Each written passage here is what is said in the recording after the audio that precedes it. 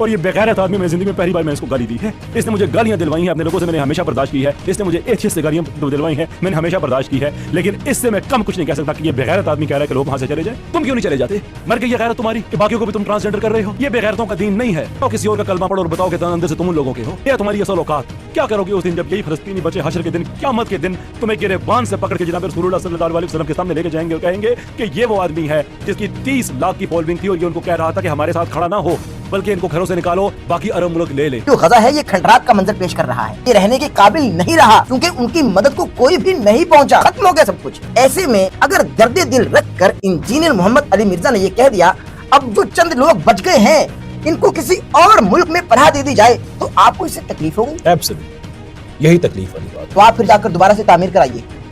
तामीर का मसला नहीं है। उनके 30 लाख सब्सक्राइबर्स कुछ नहीं कर सकते, आप अपने 1.5 लाख सब्सक्राइबर्स ले जाइए।